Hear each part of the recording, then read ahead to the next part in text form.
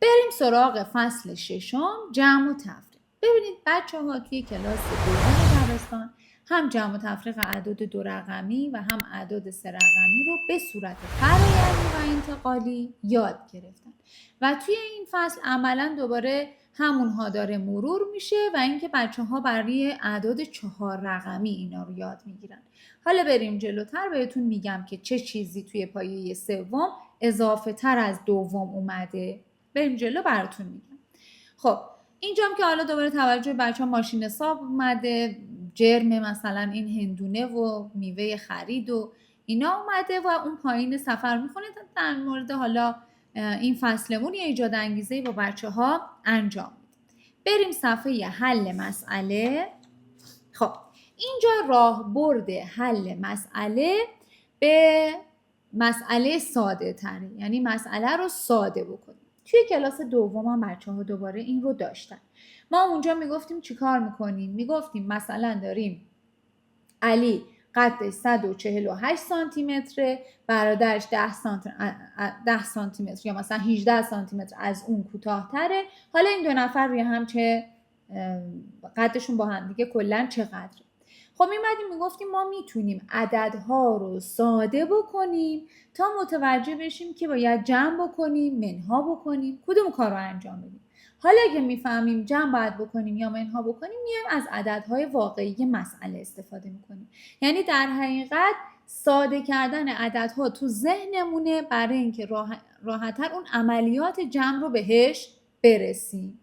حالا که فهمیدیم باید چه کاری بکنیم، حالا الان برای پای سوم خب ضرب و تقسیم هم اضافه شده. حالا که فهمیدیم با عددهای ساده شده در ذهنمون عددها رو کوچیک کردیم، ساده کردیم، میگیم خب حالا باید ضرب کنیم، تقسیم بکنیم، منها کنیم، جمع بکنیم، کدوم یکی از این کارا رو باید انجام بدیم و حالا با عددهای واقعی این کار رو میکنیم.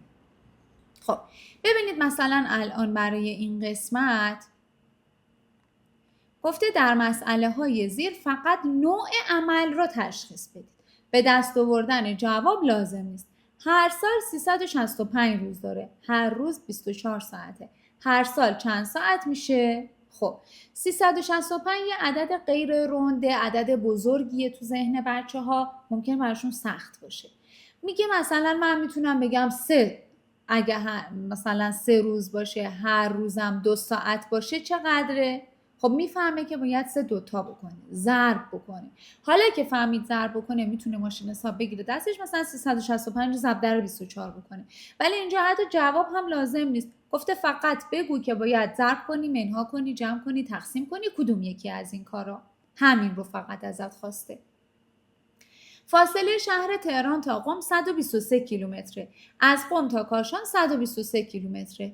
فاصله تهران تا کاشان چند کیلومتره؟ میگه با فاصله شهرها رو میتونی عددهای ساده تر بگی، مثلا بگی 100 کیلومتر. حالا اصلا تقریبا نزن، هر عددی که توی ذهنت ساده تره. اصلا بگو 1 کیلومتر، بگو 10 کیلومتر، بگو 100 کیلومتر، فرقی نمیکنه. حالا که فهمیدی، پس میفهمی که الان باید جمع بکنی. همین که دانش آموز بفهمه چه عملی رو باید انجام بده تمومه. بلندترین قله ایران دماونده و 5671 متر. بلندترین قله روی زمین اورسته، 8848 متر. قله اورست چند متر از قله دماوند بلندتره؟ خب دوباره بیاد عددا رو ساده کنه. اصلا بگو اون 5000 متره، این 8000 متره. خب چقدر بلندتره؟ همینجور ذهنی میگه 3000 متر دیگه. خب تو ذهنت چیکار کردی؟ منها کردم.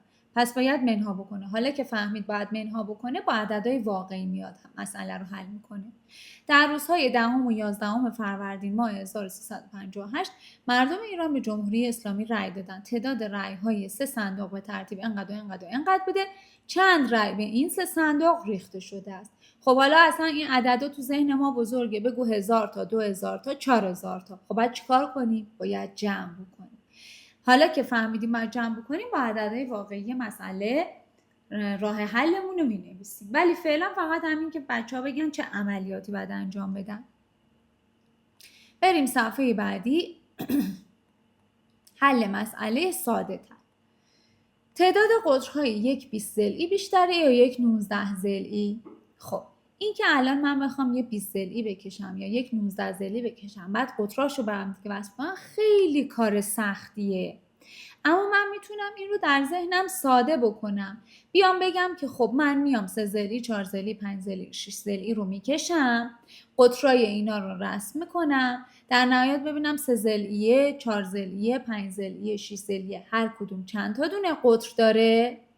اگر تعداد اینا رو به افزایش بود پس میتونم بگم بله 20 ضلعی هم بیشتر از 19 ضلعی قطر داره، تعمیم بدم این رو. درست شد؟ پس میتونه مسئله رو ساده بکنه، حالا بین اون عددها و اینها رابطه پیدا بکنه، از روی اون رابطه تشخیص بده که چه کاری رو باید انجام بده. الانم برای همین به همین صورته، میاد مثلا قطرای اینا رو میکشه و بعد دیگه مثلا قطر 6 ضلعی و اینا رو براتون کشیدم دیگه، مثلا این 9 تا داره به فرض، این یکی مثلا 5 تا داره، همینجوری داره این تعداد قطرها بیشتر میشه. پس بنابراین 20 ضلعی بیشتر از 19 ضلعی قطر داره. میام اینو بزنم واسم روی شکل‌های زیر رو با ترتیب و الگوی مشخص ساخته میشوند. یه دونه، حالا بعد شده 4 تا چوب کبریت کنار هم، بعد شده 2 تا مربع، بعد شده 3 تا مربع، حالا تعداد اون چوب کبریت ها رو مشخصه. میگه اگر شکل دهم با 28 چوب کبریت ساخته شود، شکل 11 با چند چوب کبریت ساخته می شود؟ خب بچه ها باید اینو به دست بیارن. شکل اولمون یه دونه است. شکل اولمون یه دونه چوب کبریته، این یکی 4 تا چوب کبریته، این یکی 7 تا دونه چوب کبریته، این یکی اینا 7 تا 8 تا 9 تا 10 تا چوب کبریته. خب چه اتفاقی داره میفته؟ این الگو داره 3 تا اضافه میشه. پس شکل 11 ما لازم نیست بریم با چوب کبریت 10 تا 11 تا شکل رو بسازیم، همینجوری میفهمیم که 3 تا به این اضافه بشه یه مربع دیگه ساخته میشه. حالا شکل 28 تا چوب کبریت ما داریمش، 3 تا بهش اضافه بکنیم میشه 31. لازم به ساختن شکل 10 و 11 نیست. گفته آیا لازمه شکل رو بکشید؟ نه. ما رابطه بین اینها رو فهمیدیم، مسئله رو ساده کردیم، از روی رابطه بین اینها میتونیم تشخیص بدیم شکل 11 چند تا چوب کبریته. این هم برای این قسمت. اگر که بخوام حالا یه مسئله ایجاد انگیزه ای هم براش داشته باشید، میتونید یه همچین داستانی رو طرح بکنید که یه روزگاری در دل کوههای بلند شهری بود به اسم شهر مسئله ها. در این شهر همه درها با یک معما باز می شدن. هر کی میخواست از خیابون رد بشه، غذا بخره یا حتی بستنی بخوره، باید اول یه مسئله ریاضی رو حل میکرد.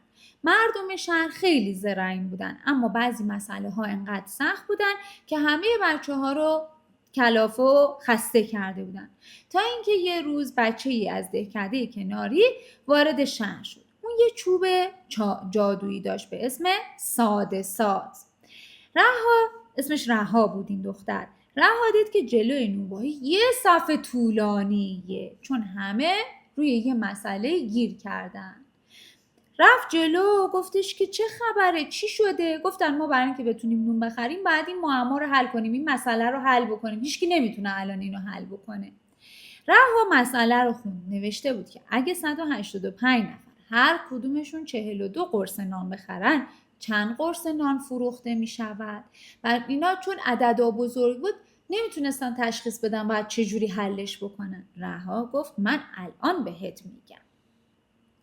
بیاین مسئله رو ساده کنیم، مسئله رو تو ذهنمون کوچیکش بکنیم.